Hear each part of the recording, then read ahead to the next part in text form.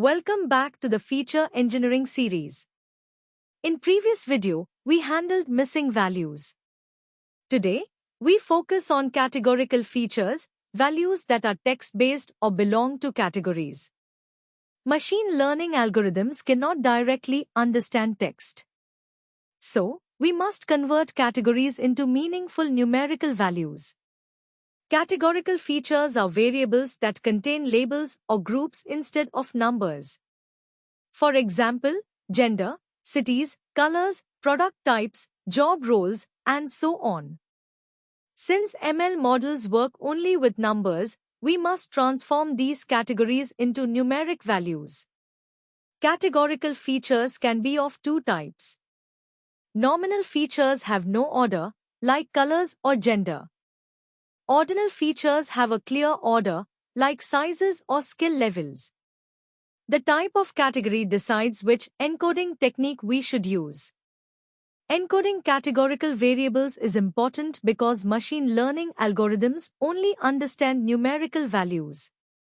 Encoding not only converts text into numbers but also preserves meaningful information that the model can learn from. Good encoding often improves model accuracy significantly. There are many encoding methods, each suitable for a specific type of data. Today, we will learn the 5 most commonly used methods: label encoding, one-hot encoding, target encoding, frequency encoding, and binary encoding. Label encoding assigns a number to each category. This is simple and works best for ordinal data or tree-based algorithms like decision trees and random forests. However, for linear models, label encoding may introduce fake order, where no order exists. One-hot encoding creates a new column for each category. If a value is true for that category, we mark it as 1. This method works well for nominal data where no natural order exists. Linear models especially perform better with one-hot encoding. Target encoding replaces each category with the mean of the target variable. For example, if city A customers purchase more frequently, their encoded value will be higher.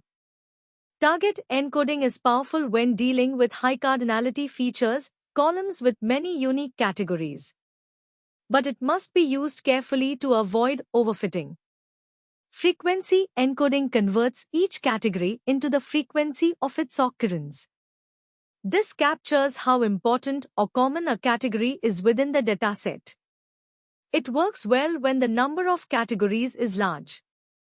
Binary encoding is a more advanced technique that combines hashing and binary conversion. It reduces the number of columns significantly compared to one-hot encoding, making it useful for large datasets with many unique categories. Let's take an example: the city column, Delhi, Mumbai, and Chennai.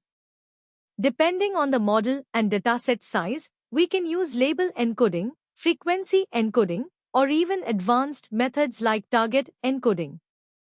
Choosing the right encoding technique is very important. Encoding should not be applied blindly. Label encoding may mislead linear models. One-hot encoding can explode the column count. Target encoding must be regularized to prevent overfitting. Always test multiple encoding strategies and compare model performance. Today we completed an in-depth explanation of how to handle categorical features. You now understand when to apply label encoding, one-hot encoding, frequency encoding, or target encoding. A well-encoded dataset always improves model quality. In the next video, we will learn about feature scaling, an extremely important step for algorithms such as KNN, SVM, linear regression, and gradient descent. We will understand standardization, normalization, min-max scaling, and when each one should be used.